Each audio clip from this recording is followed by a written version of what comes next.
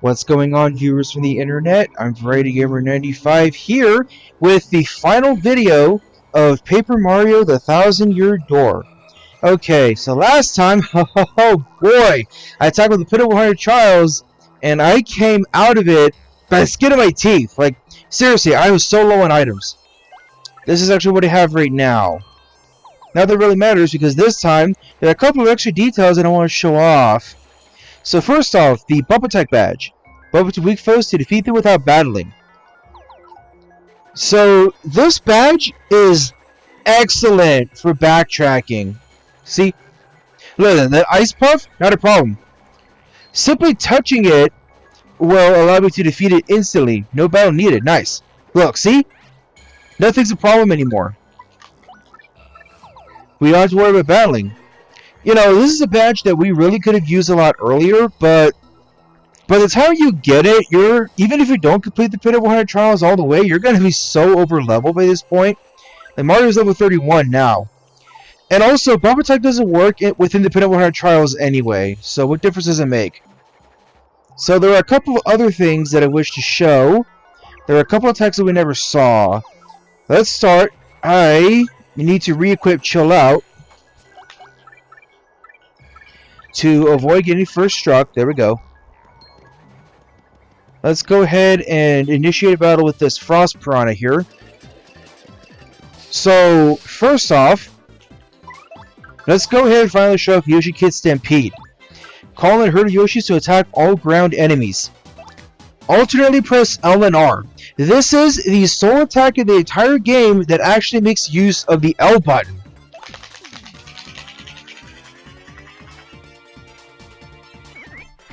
And watch this.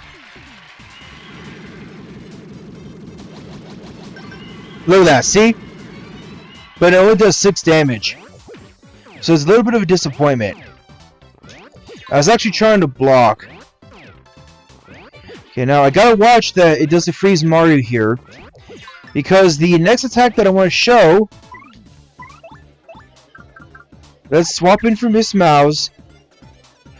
Alright, let's show off Smooch. Replenish Mario's HP with a friendly kiss. It uses 10 FP. Most expensive in the game. Alternately tap A and B.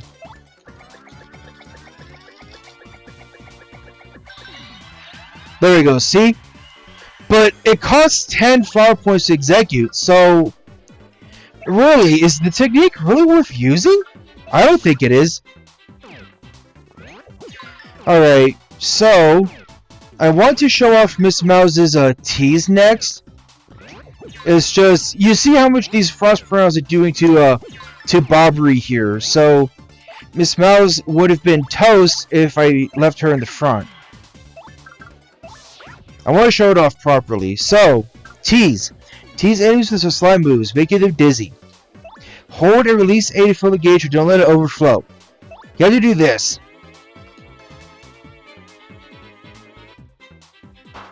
The thing is, this move kinda sucks in accuracy. Yeah, see, it only made half of them dizzy.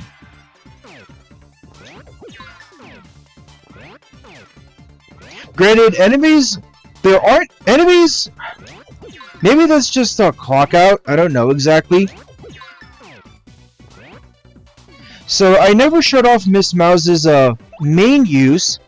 Kiss Thief. Steal an enemy's badge or item. Press A to stop the gauge after it passes OK. It's not going to matter what happens if Miss Mouse gets hurt by it, as long as I can show off the technique. This is what's supposed to happen. There you go. You stole... Oh! Really? She can sell a single coin from it? I didn't know that. Wow. That's something else. Alright. Oh, yes. There's another technique that I haven't showed off. I need Flurry out. There is one more technique that I can show off for Mario's Party, and that's Vivian's Infatuate. Okay, well that one missed. I'm pretty sure these guys are going to return to normal next turn anyway. Ah, damn. Oh, they didn't return to normal. Okay, that's awkward. Infatuate. Blow a kiss to all enemies to confuse them.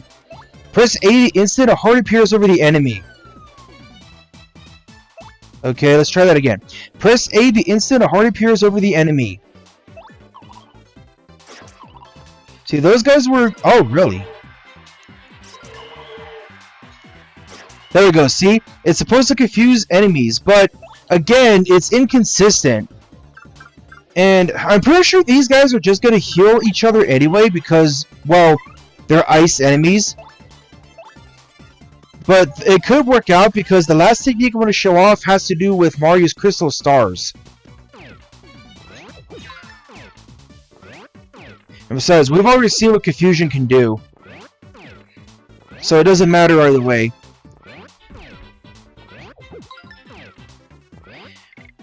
Let's see here. It's also worth noting, we didn't come across a single Shy Guy outside of battle over the course of our adventure. That's because Shy Guys are only ever seen this game's audience. They don't otherwise appear in this game. Showstopper. When successful, defeats your enemies with a single blow. This attack kinda sucks. Okay. So, I once believed that it only works on enemies that have less than 10 HP, period, but that's not it at all.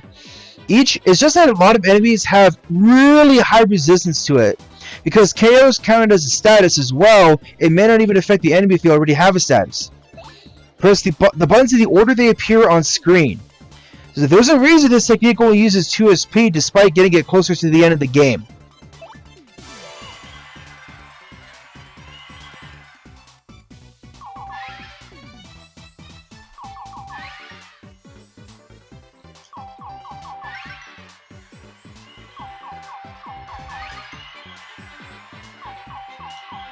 So I did it all, and this will modify the success rate, in addition to the enemy's resistance. Okay, that time it actually worked flawlessly. But trust me when I say that this technique is god-awful. Like, most of the time, I guarantee you that you will not get it. You just plain won't. I can't believe the one time I showed off Showstopper, it actually worked. So... I'm going to go ahead and stop the recording here. I'm going to head back to the goods pit because there's a couple of things that I want to show off over there. So give me a second, I'll be right back.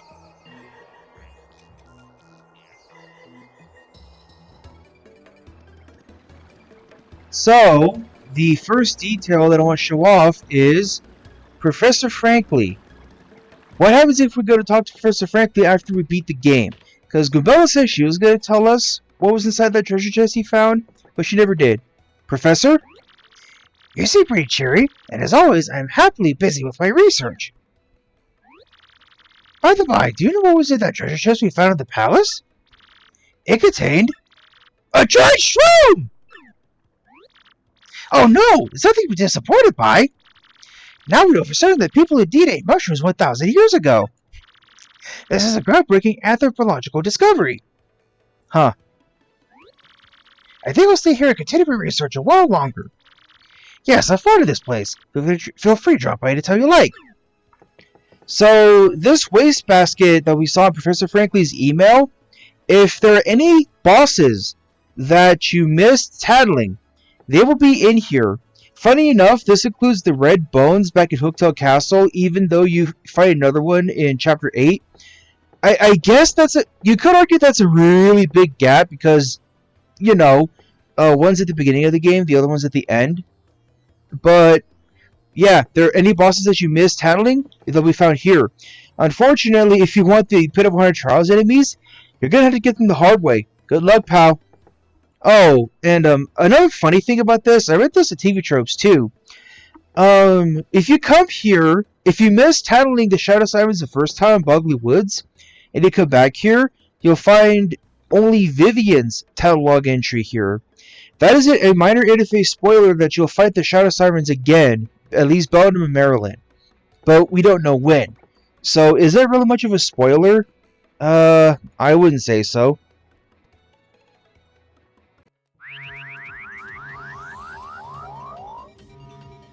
So, if we take the teleporter after beating the game, we will find out that the X-Dot base is still operational. But there's absolutely no one to be found here. Now, the reason I'm coming back here is because we are actually able to see Tech after beating the game. He is still alive, even though we clearly saw him self-destruct. So let's go back to level 4 and we can see where Tech is. Princess Peach is actually nowhere to be found anywhere after beating the game. So don't worry about having to see her or anything like that. It's all good. Hello, Tech. What do you have to say to us, sir? Mario, I am pleased that I could see you again. I detonated explosives after you left to ensure the base would never be used for evil. Of course, I was destroyed in the resulting explosion. But one day I regained consciousness and all was as before. Yes, everything. I do not comprehend why, but as I regained consciousness, I saw a light and I thought I heard Peach's voice. How is Princess Peach? If she is happy, then I too am happy. I continue to hope for the continued happiness of you, Peach, and all others. That's all he has to say. How nice. He's still alive.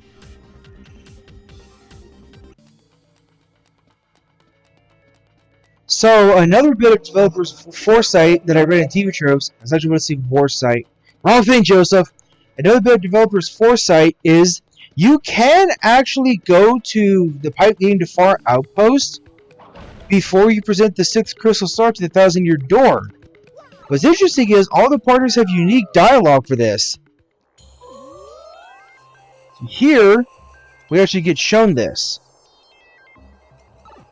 I'm going to show off one, and then I'm going to show off Bobbery's. Oh my gosh! It's freezing! Where the heck are we? The polar ice cap? Interesting stuff. So, as I just said, Bobbery has slightly different dialogue if you do what I just did. Rather frosty, isn't it? Almost freezes one's mustache, Arrow Boy.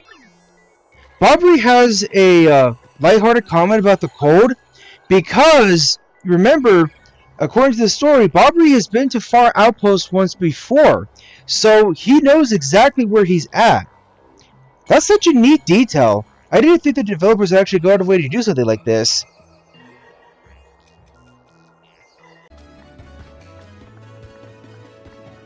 Another bit of developer's foresight that I read on TV tropes is, so remember, you start the game with 100 coins. I went and bought 10 fire flowers at the item shop at the beginning of the game. So, remember the bandit who steals your coins? What happens if you approach this cutscene when you don't have any? Oops, pardon me, sucker. Hey, what's your beef, pal? Yeah, I'm talking to you! That's it. It's just short and sweet. What did you expect? To be honest, I expected more myself. Wow, that was disappointing.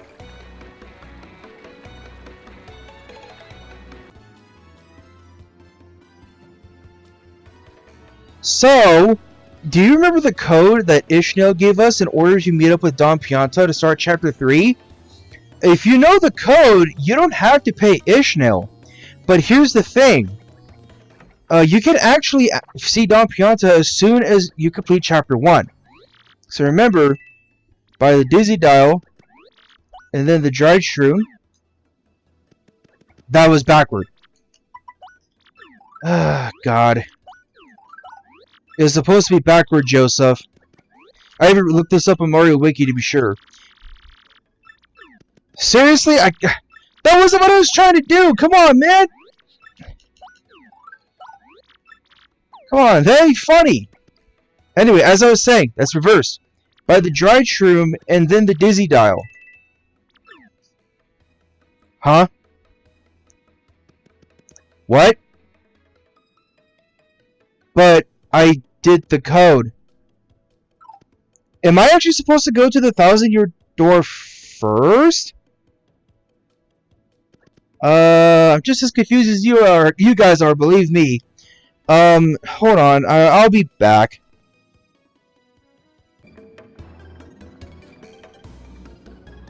Okay, so I presented the Diamond Star to the 1,000-year door. Don't tell me I actually have to go through Chapter 2. Okay, so a dried shroom and then a dizzy dial. Yeah, here we go. Alrighty, mister. What color is your mustache? Yellow. Oops, what's wrong with me? That was the right question at all. My heart was pounding. I'm so glad that was the only trigger. Presenting the Diamond Star to the 1,000-year door. Oh my god. That could have been bad. I was ready to just show an image. Let's try this again. Ahem. Okay, mister. What's your favorite color? Yellow. Uh-huh. Well, you check out. You know the password. So, you must be an acquaintance at Don Pianta. Good for you.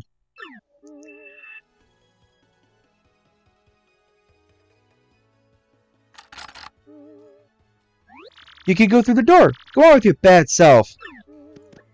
So, this leads to a pretty interesting scenario. What happens if we visit Don Pianta at this point in the game?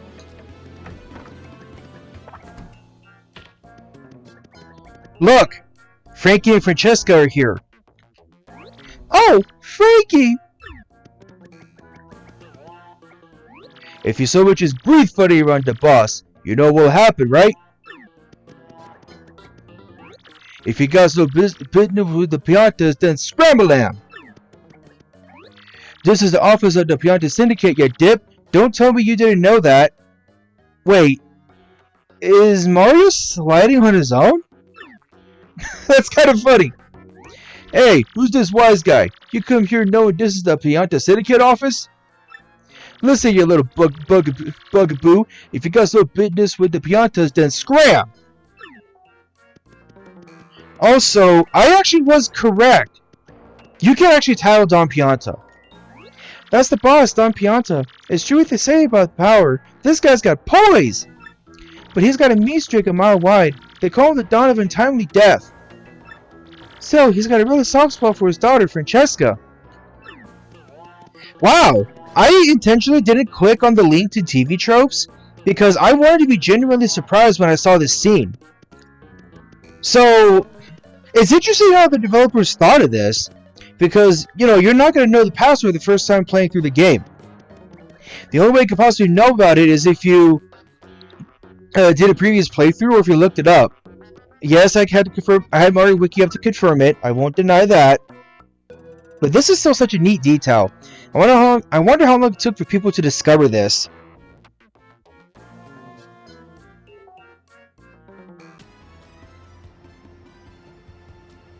Okay, so you could actually go on the Access Express after you beat Chapter 6. So, but why would you do that when you could just take the warp pipe?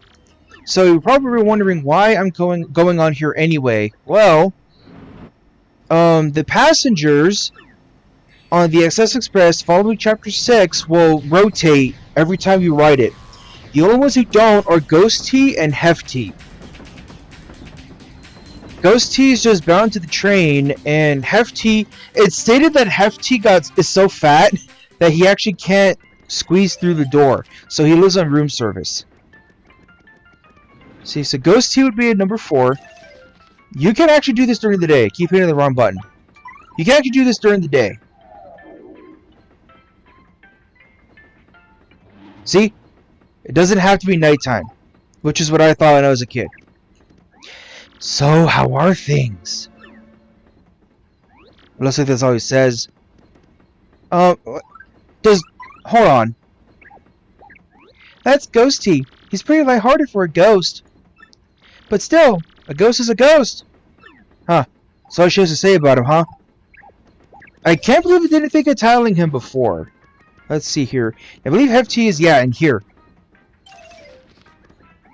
The food is so amazing here, I don't think I ever want to leave the train. Actually, I've put on so much weight that I can't get through the door. Yeah. But I have room service bring me stuff now. Still, I really should figure out how to leave. Ever try to turn sideways, Tubby? That's what I do, and I'm a pretty big guy myself. Okay, so, if I am lucky enough... Okay, this blue toad that's here can potentially be a green Yoshi. He is the only adult Yoshi in the entire game seen outside of battle. I'm a business here, unlike all these giggly tourists, or so I thought. To be honest, I feel kind of like a giggly tourist now that I'm here. I was actually hoping I'd get lucky and get that on the first try. I'm not sure if I'm going to roll for that, but I figured I might as well show how you're supposed to progress to the next area. So after clear chapter 6, if you want to go back to the to Riverside Station, take a nap in the bed.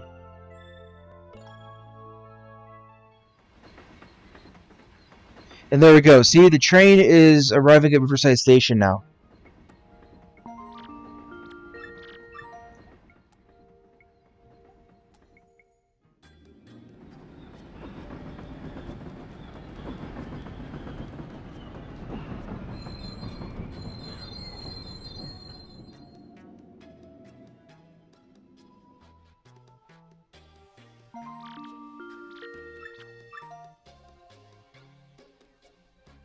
You are free to explore the dungeon again, or we can leave.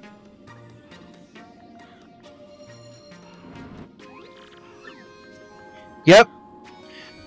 So, you can come back to this place. If there's anything that you missed on your first run through, you're not locked out of it. You are free to come back here and you can take your time. So, if you want to go back to Poshley Heights via this route, take another nap.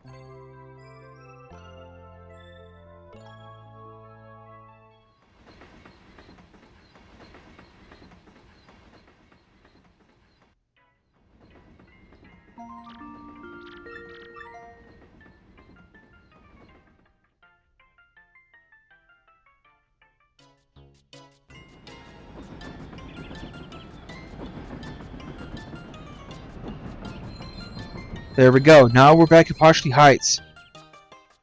Again, like, why would you take the shortcut?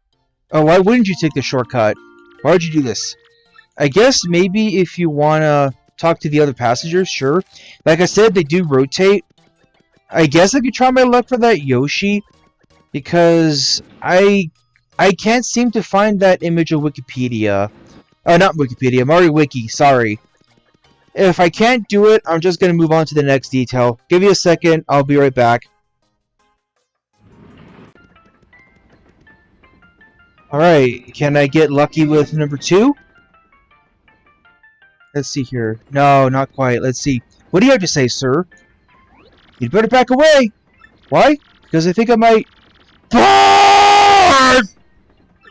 Huh, interesting story, guy. Alright, third time's the charms come up a lot on my channel. Can I get lucky with number 3, perhaps? Oh god, I really hope these aren't predetermined. Oh, please don't tell me... If it's predetermined, I'm not gonna keep resetting. I'm sorry, guys. If I could somehow find the image and the quote, I could just put it up. But unfortunately, I think it's determined by RNG. Sorry, guys, but I'm moving on.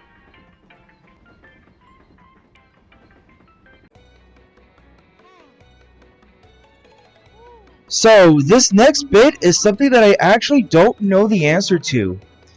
So, if Mario reaches 0 HP in the field, would the life shroom still revive him? Let's find out together.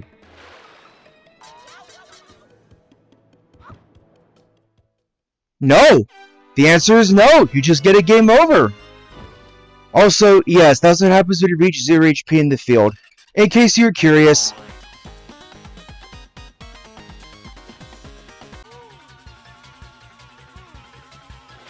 So, I mentioned that the Lord Crump fight is impossible to lose. You know, the very first fight at the beginning of the game. And you can actually reduce Mario's HP to, let's say, 1 in the field by falling in the water like this. So, you're probably wondering, what happens if we do this and go into the Lord Crump fight? Are we actually going to be at 1 HP?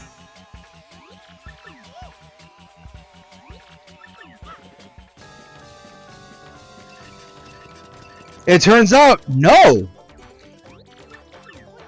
You actually can't do that! Mario's HP will automatically be brought back up to 5. And you can fail the action commands all you want. Because you can fail the action commands all you want. Like, you cannot block, you can fail to double jump and double hammer. It doesn't matter what you do.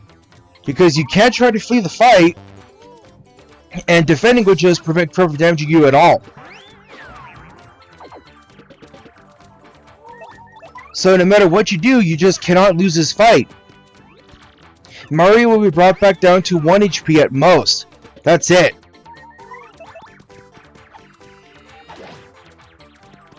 So yes, this fight is indeed impossible to lose under normal circumstances. So this is a good excuse for me to show off Peril status. Peril happens when you're at 1 HP, and this is used for badges like Mega Rush that increase your attack power. So there are dangerous strats and there are peril strats as well. I saw another video that shows what happens if you could actually lose this fight. You just get a game over as normal. It's nothing special. So yeah, you literally cannot lose this fight.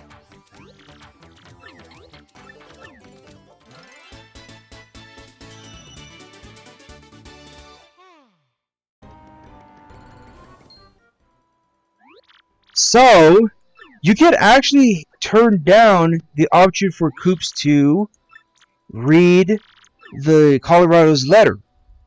Colorado's dad's letter. Let's see. So, what should I do? Should I read it? Don't read it. Oh, yeah, you're right. You should read someone else's letter, even your dad's. You better leave it. Of course, you can choose to read it. See? You can choose to read it at absolutely any time, even after this scene is over. So if you're wondering what happens if you say no, yeah, that's why. You just don't get the hint over here, but you have to come over here anyway, so really, what does it matter in the end? So, I deposited all of my life shrooms to show something off. So I alluded to the fact that you can actually use a healing item on a partner with 0 HP in the field without a problem. How about I show that off? I can also show off what happens when you finish a battle and your partner's KO'd. A different theme actually plays.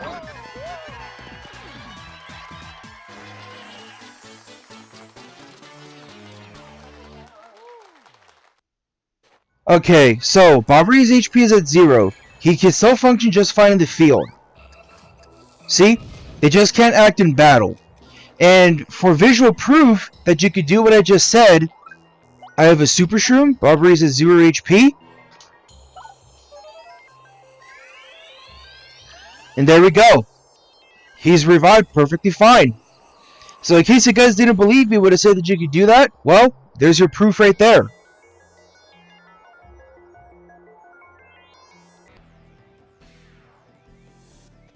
Alright, so here is all of the dialogue for the minor league members. I can show off the major league members in a little bit. But for now, let's talk to everybody. I bet King K's happy to see us again. What's up, dog? Good seeing you again, finally, man, for real. Me, I unretired. Let's rock this joint. Gonzalez is back, Bomb. It's an honor to Bomb fighting the same arena again. Rack, mustache better than Cliftor when Cliftor was mustache's age. Bandy Andy, too. Hey, how are you, Gonzalez? You're looking pretty good. Glad to see it. There we go. That's all the dialogue for the minor league crew.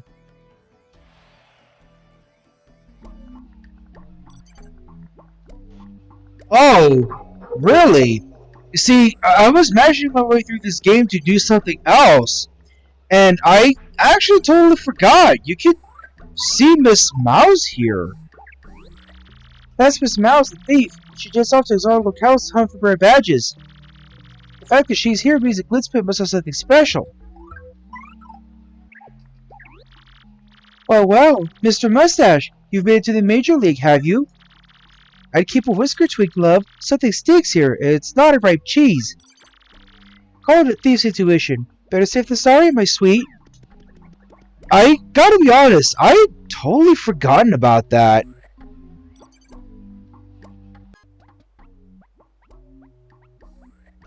Okay, I finally managed to make it to this point, where we get the real cake. So, the second cake that comes up later is poison. The first cake here is real. So, if you're suspicious anyway, like TV Trope says, you might want to leave the room and go save the game. Just in case, you think it's a trap. And I found this out on TV Tropes too. It turns out... Hey, you, Gonzalez! Since you didn't want that cake, I ate it. Best cake I ever had, man. Sprinkles, frosting, the works. You're an idiot. You don't have to get into a fight in order for Shell Shock to eat this cake. All you have to do is leave the room and come back. So, yeah, the game says it all. Not that there's this particular instance I could just go to sleep, but, just a little detail.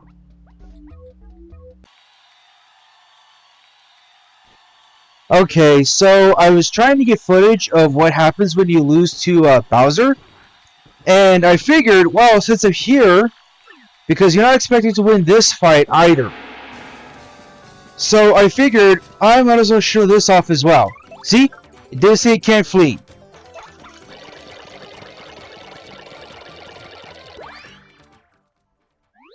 Yeah, now who's laughing, huh? Us, that's who! Whoa, talk about carnage! Great Gonzalez goes down! And on such a match like this, what if it is ranking, but woo! What a beating! The gauntlet's been thrown down! What'll happen next? Who knows, but it'll be wild! Until next time, everyone, see ya! Okay, I finally managed to get to this point. I had to keep this save file, and I just never got around to showing this. So, remember that you can skip this Bowser fight by running away. What happens if you run away from the battle?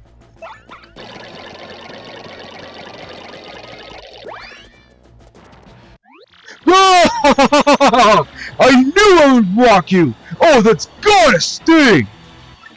Man, I'm feeling about 1,000,000 times better. I'm gonna go grab a soak. Whoa! Bacon's almost lost! Who would have thunk it, folks? Who was that mystery fighter anywho? It's one mystery after another.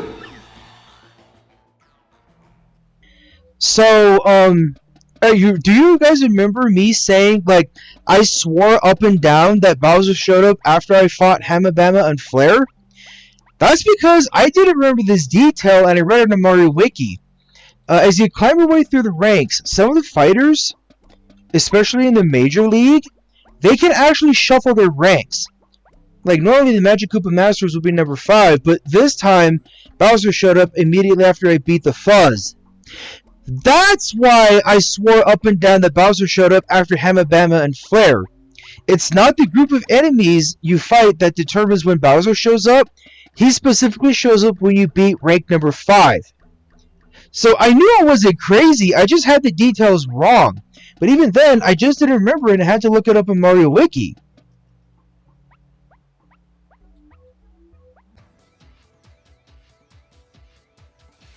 Okay, so by this point, I fought my way back to rank 1 in the Glitz Pit. But first, before I take on Rock Hawk again, I want to talk to everybody here. I have waited, Gonzalez. I knew I would face you in the ring again one day. Welcome back, Mr. Gonzalez. You may find my spike sharper than before. So still a match for Spike Shield, good sir. I've been waiting, man. You and me have to duke it out to see whose hammer is the strongest. So, I didn't show this off, but if you talk to this guy during Chapter 3, he'll say that his grandpappy's hammer was given to him. Basically, he'll say that he got it from his grandpappy, who is the world's 7-3. Excuse me, 7-3. 8-3, Joseph, 8-3. Or is it 7-1? One of the two. He's from Super Mario Brothers. Welcome back, Gonzalez. I'm psyched to find in the same league with you again. Ain't gonna stay that way, sir. There are a couple of minor details that I plan on going over, but I'm not going to physically show because I've been through enough, man. I had to go through a lot just to show off what it is I want to show. I love this game, but man, even I have my limits. So first off, you can bring Bobbery, Vivian, and Miss Mouse with you into the ring. They all have their own dialogue. When you face off against the enemy and you win, Jolene will still give out the fighting orders. She has some pretty funny things to say, but nothing too noteworthy, I don't think. So let's reserve a match. Hello there, Mr. Gonzalez. Ready for a fight, are you? Well, alright then. Let me just check here. Your next opponent will be current champion in the Glitz Pit, Rock Hawk. Pay attention. In this battle, I want you to use at least one special move, okay? You need to show my paying customers all that fancy ninja stuff you've been hiding. Now get in there and blow the roof off, alright? So, the reason I'm taking the time to show this off in particular is because when we return to the Glitz Pit a second time, we'll actually get this scene again. Now for today's main event, after coming back to take the Major League's top rank, the Great Gonzalez will finally challenge the champion, Rock Hawk. First to make his entrance, we have the thermonuclear reactor, Rock Hawk.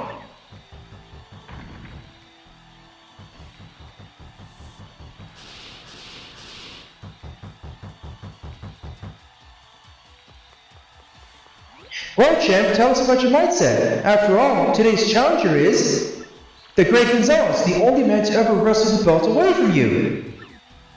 That's all ancient history. There's only one true champ, and that guy is Rock Hawk. One of us is walking out of here with the belt, and the other one's getting rocked. But champ, Gonzalez showed no signs of rest at climbing back up the ranks. He shattered his own records one after another. How does that strike you? Hey, shut your trap, or this Gonzalez won't be the only one feeling the rock! I'm the champ, end of story. I'm a legend, and this legend is about to rock that dude!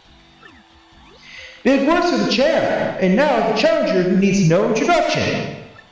The former champ returns, the superstar sequel, the Great Gonzalez!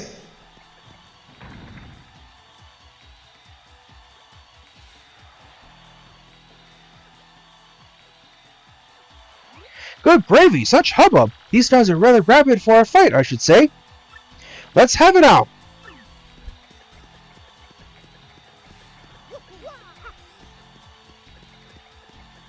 Listen to the crowd give it up for the brave challenger, the Great Gonzalez.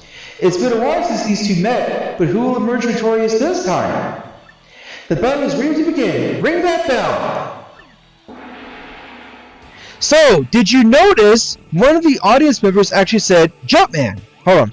Right here with Mario. Physicos, the champion at last. I shan't disappoint you.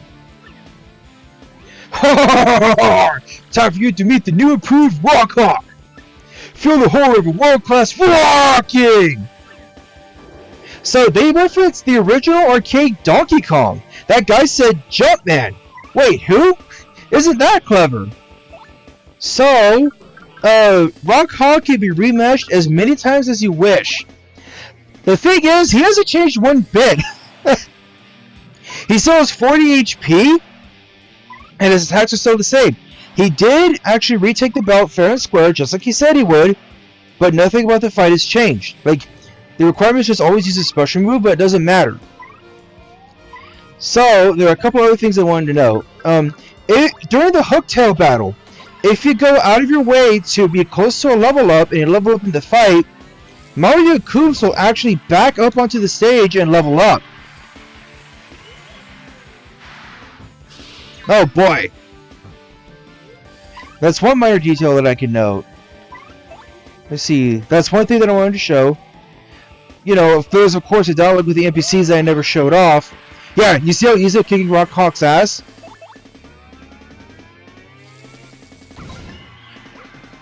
So, another thing about the poison cake, you actually cannot leave the room like with the real cake because security would walk you away. The security guard made note of your partner being incapacitated, but he just says that there's nothing they can do about it. Blam! Squashed flat. I could have used Bubble Mess, but why bother? Boom. And that's the fight. He actually still gives 1 star point. I don't believe it. We still get this little scene too. No! I don't believe this! Am I actually gonna get rocked again? Who could have seen this coming? You could have planned a more ferocious battle. Wild moves, raw power, fists and feathers of fury. What a beautiful destruction! This was without a doubt, inarguably, definitely, absolutely, completely, an extreme battle of the very highest caliber. But there could only be one winner. This time it was the Great Gonzalez! Congratulations, Gonzalez! Once again, you are a champion!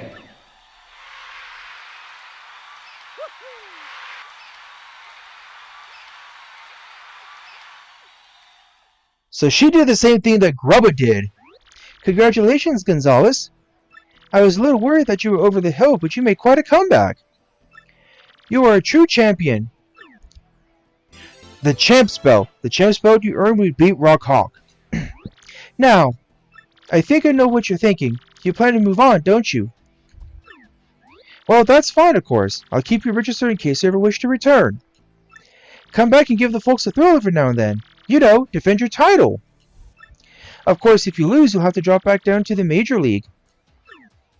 Well then, I'm rather busy as usual, so you'll have to excuse me.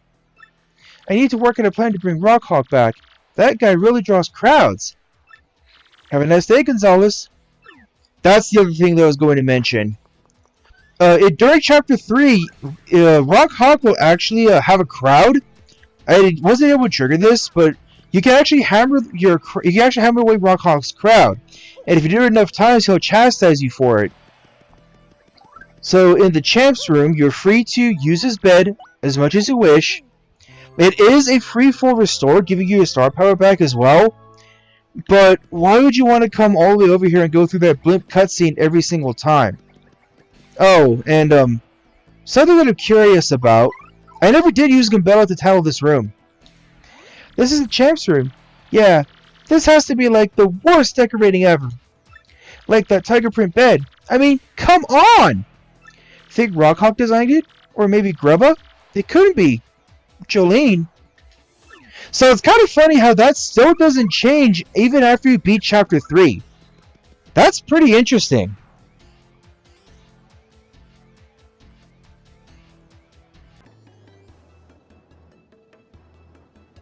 The last thing that I want to show off are these 5 Super Luigi books that we can get from the Rogueport store. There are 5 to collect, and these actually chronicle Luigi's adventure, what he went through in the Waffle Kingdom. But I wanted to bet our adventure managed to top his. Let's see. Super Luigi Book 1. Super popular. Now on sale. Have you ever experienced a time when no matter how hard you tried, you failed, and the time you spent felt wasted? If you ever feel such pangs of regret, try to remember this tale. The story of a young man's quest to save a sweet princess. Super Luigi Volume 1. The quest begins. The day dawned like any other, but little did Luigi know the letter he was about to receive would forever change his destiny. So Luigi, danger besets us on all sides, and we beg your help. The foul Chestnut King stolen our treasure, our fair princess. The letter was from Minister Crape of the Waffle Kingdom, a man aware of Luigi's many adventures. He knew only Luigi could save them. Charged with his dire task, Luigi wasted no time curtailing the heroic meal he was making. Then he packed for his daily journey. Knowing that his older, though less talented brother was out on a no doubt inconsequential errand, Luigi took a moment to leave a note. Mix a kill mango with a peachy peach to whip up a fruit parfait. These cryptic words were all Luigi wrote before leaving. Upon reaching the Waffle Kingdom, Luigi was greeted by pure misery, an endless flow of tears over the kidnapping of Princess Eclair. Arriving at the castle, Luigi was greeted by Minister Crape, who carefully handed him a compass base with only one intact section. Our land has a sacred treasure, the marvelous compass. Find its 7 parts and find Eclair. So began. To be continued. Super Luigi Book 2, Manager's Pick! Super Luigi Volume 2, Allies in Adventure. It's a little warm, Luigi muttered, the sweat dripping from his brow as he followed the compass up Rumble Bump Volcano's side. Must find the secret grotto. While Luigi had guts to spare, he did need a guide, and he found one in Bluey, a blooper he met in town. Brave Bluey joined Luigi and instantly proved to be invaluable. With his aid, Luigi bested a savage statue that protected the treasure. That treasure was none other than a piece of the marvelous compass, a piece that pointed west to Plump Belly Village. The second Luigi saw Plump Belly Village, he knew something was amiss. All was well, and Luigi soon learned the reason why from the mayor. The town was at the mercy of a sinister serpent who demanded sacrificial lasses. Burning with indignation, Luigi formed a team of liberators. A fierce Bob-omb warrior named Jerry joined his crew and chose, not surprisingly, to stick with Luigi for the duration of his quest for Eclair. Fortified by his allies, Luigi strode on into the lair of the beast, a foul two-headed snake. No time to think, Luigi sprang forth. Twin heads snapped at his heels, fangs dripping venom. Then, as one mouth gaped wide to swallow Luigi, the other crept behind. Our hero sensed the treachery and fainted before leaping. The heads collided and the beast ate itself. The prize? A compass piece. The villagers begged for safety to stay with them, but a grim-faced Luigi pressed bravely onward. To be continued. Super Luigi Book 3, this month's bestseller. Super Luigi Volume 3, The Voice of a Princess. Dauntless Luigi's next test came in the form of a kart race on Circuit Break Island, where he won both the contest and a compass piece. The race was fought with danger, but Luigi pressed through adversity to win. All viewers were awed by Luigi's revolutionary racing style. The mechanic who built Luigi's racing machine, a buzzy beetle named Torque, was so stunned by Luigi's race techniques that he joined him. Reinvigorated, Luigi set sail for Jazzerfest Town, where he made a stage debut. Hazy, another Daisy producer, gave Luigi a key role. Playing the part of an Earth spirit to pure perfection, Luigi stole the show. Hazy's faith in Luigi's natural acting talents was rewarded. The performance won a prize, which yielded another compass piece. Hazy turned from teacher to pupil, joining Luigi on his quest. It was at this time that Luigi's heart, usually draped in the cool comfort of a hero's resolve, began to warm with thoughts of Princess Eclair. This came to be because every time the magic compass pointed to a new place, her gentle words rang in his ears, touching him to his very soul. The voice spoke of eternity, of stars in the heavens. It wept for those blind to love. It gave comfort in the face of fear and loneliness. Though he had never seen her, our hero was tormented by visions of this fair-hearted maiden. All he could do was press onward. The compass pointed towards rapturous ruins. Only 2 parts of the compass awaited, and Eclair had won. To be continued. Super Luigi Book 4, the fan favorite. Super Luigi Volume 4, The Shards of Truth. Footsore and weary, Luigi finally found the rapturous ruins beyond Grimble Forest. Within them, time and space were lost in nothingness. Within the pale emptiness, Luigi found a young sleeping boy. Our hero called out gently, and the youth woke from his long, long slumber. My name is Cranberry, and I've waited for you for the last 1,000 years. The boy went on to tell Luigi the secret truths of an ancient land. He said that the marvelous compass had been created by the ancient Love people, who used its powers of foretelling to rule the world. But the Love Empire was then cursed by the compass and fell into ruin. The survivors dismantled the compass and hid its pieces. Cranberry was the last of the ancient race. His role was to wait until one of the noble heart came to take the burden of the future. None but Luigi could have shouldered this weight. The boy gave the compass piece and said, "Fear the curse, but find your Eclair." Luigi accepted the part. The boy's words burned into his brain. His duty fulfilled, the boy began to fade into the blank nothingness. As he faded from sight, a look of joy lit Cranberry's face. As Luigi gaped, both boy and ruins vanished, leaving our hero in a dark wood. With 6 of the parts united, the compass now pointed to the final part, to the quest's end, to Hate Song Tower, and then her voice spoke. Princess Eclair's voice begged for help from the void, pleading for a hero. Luigi's heart burst aflame. To be continued. Super Luigi Book 5, coming soon to theaters. Super Luigi Volume 5, Journey's End. At long last, Luigi crossed the threshold of Hate Song Tower. Luigi rallied his allies. We will defeat the Chestnut King. We must! Friends by his side, Luigi at last faced the fell Chestnut King, but then heard a voice and spun to see the fair Princess Eclair. She told her hero the painful truth. The evil Chestnut King was actually her true love, made monstrous by Crepe in a bid for the throne. At that moment, the villainous Crepe appeared. The marvelous compass, please. Hand it over, and the Love Empire will rule again. Waha! Luigi and Co. were no match for the mighty Crepe, their true enemy. But then the compass piece and Eclair's tiara shone forth. It bestowed the future sight on Luigi. Knowing Crepe's every move, he smote the fiend with his mallet, and with that, it was all finally over. Luigi and his friends parted, leaving the Waffle Kingdom in peace, but Luigi regretted not gazing further into the future. He longed to see the wallflowers gathering for Princess Claire's wedding day. He wanted to see her beauty and who stood at her side. But it was not to be. Luigi went back to his humble home, which remained exactly as he had left it, a cold comfort for his heavy heart. Taking up a book he had been reading, Luigi tried to read, but his long trial had sapped his strength, and he soon fell asleep. Luigi dreamt of his friends and his beloved Princess Eclair. And sleeping, Luigi spoke, "I shall return." The end. So, that is not exactly what happened. If Luigi's stories are anything to go by, talking to Luigi's party members over the course of the game, it's completely ambiguous as to who exactly is telling the truth. And then you have these 5 books, which don't seem to be helping matters. You really don't know who's going to be telling the truth. And you know what? I actually remembered there was a 5th detail that I wanted to show. Since I'm here, the mailbox SP, there were a couple of emails that I never read. Let's see. We have RDM issue 6, Rockhawk, Ghost T, and RDM the final issue. That was what I wanted to show next. Okay, since I'm here, I might as well read these. RDM issue 6. Rogueport today. An unknown businessman, aged 30, was taken into custody today by port authorities as he tried to board the blimp carrying large amounts of a volatile red liquid. After a few tense moments, authorities identified the liquid as a spicy condiment, and the businessman was subsequently released. RDM reporters were mystified by the following unsolicited comment. "Buy your new hot sauce, folks!"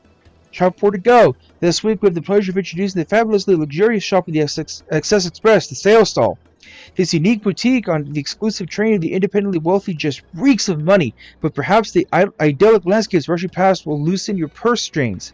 Says the impeccably dressed manager of sales. Come one, come all, be you rich or not at all, to our lovely sales stall. He then announced a double point sale for all RDM readers.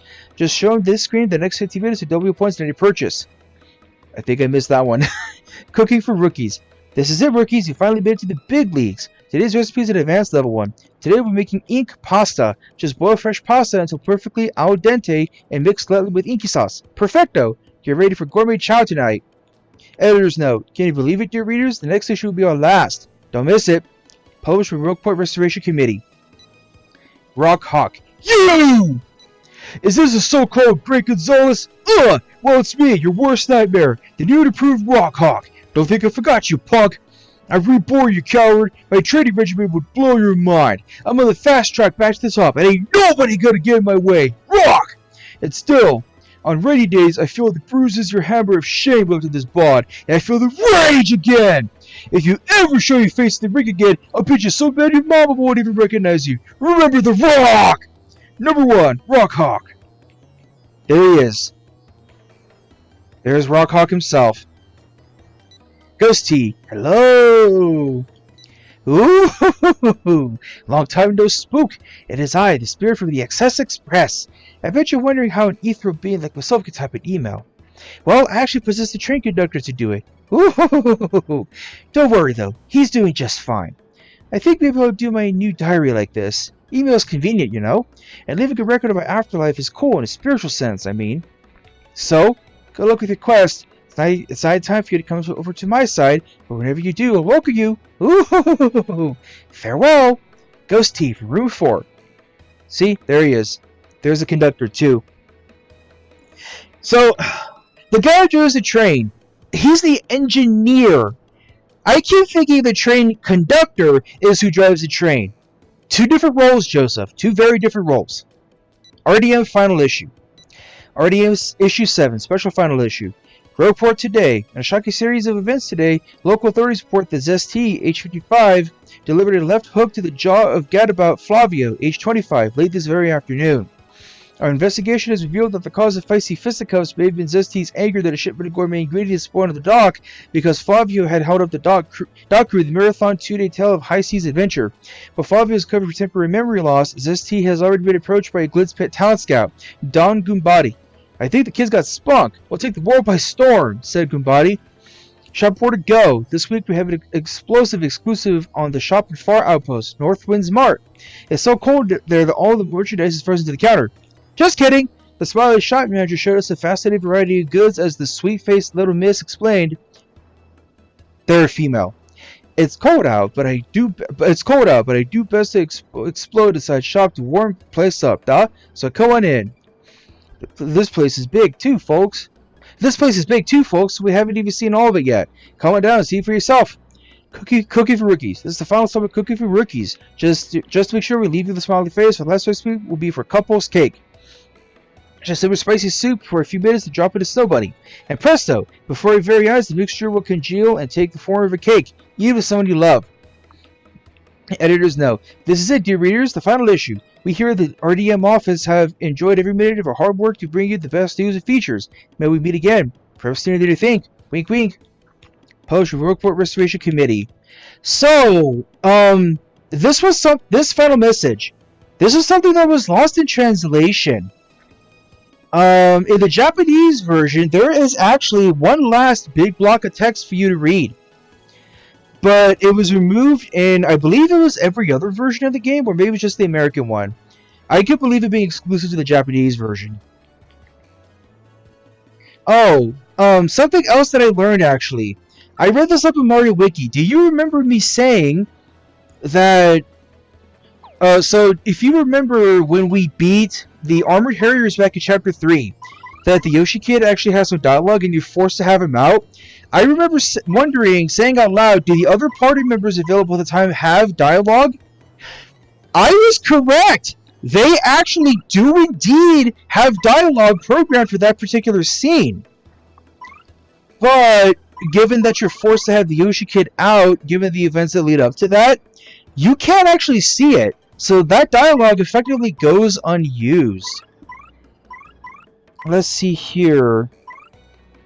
I can go ahead and pull it up in Mario Wiki real quick, because I would actually like to read that dialogue out loud for you guys.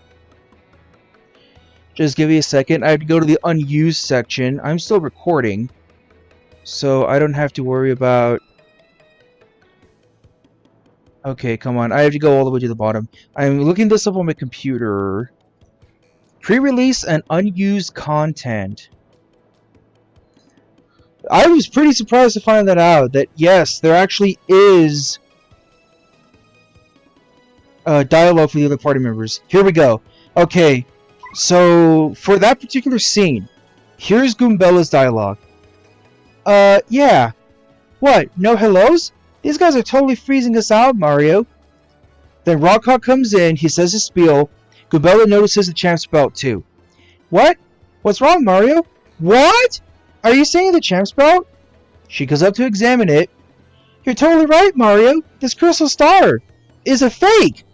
Rockhawk gets pissed off that he thought Goombella was insulting his belt. Sheesh, sorry, Mr. Birdie. I didn't mean to say your belt was fake. Take it easy. So then he leaves. I think I tweaked him out a little bit. Anyway, we have a problem now. The map definitely pointed to Glitzville.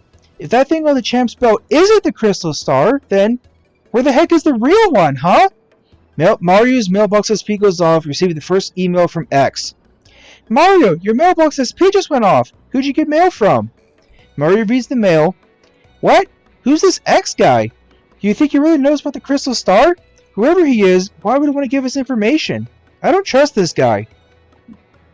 Everything plays out the same for both Koops and Flurry. Here's Koops' unused dialogue. Judging by the dead silence, I'd say these guys don't like us much. What's up, Mario? What? Are you serious? The champ's belt? Mario, you were right. This crystal star is a fake. Gee, sorry, man. I didn't mean to insult your fancy belt there. Oops, I made him mad. Well, forget him. We have bigger fish to fry. The map pointed to Glitzville. But if the gem on that guy's belt isn't the true crystal star, then where's the real one? Mario? You hear that? I think I just got an email. From who, though? Who's this X character? He talks like he knows all about the crystal star. Why would someone want to help us with this anyway? Seems kind of fishy. And finally, here's Flurry's unused dialogue for that scene. Oh dear! These fellows don't seem quite as friendly as the minor leaguers. Mario, darling, what is it? Come again? The champ's belt, you say? My stars, that's completely true! This crystal star is a fake! Oh, I do apologize, sir. I didn't mean to embarrass you in front of your belt. Oh dear, I do believe I made that chicken angry. In any case, we've larger issues to deal with. The map most assuredly pointed here. If the ornament that fellow's built isn't the real crystal star, then where in the world could the real one be? Mario, darling, did I just hear your mailbox's peak go off? Who will be emailing you? My, who's this X fellow? He speaks as if he's an expert in the crystal star. What would motivate him to help us on our quest, though? This seems suspicious. So there we go. That's all the unused dialogue for that scene. Vivian, Bobbery, and Miss Mouse are not available at that point in the game, so they have no dialogue program.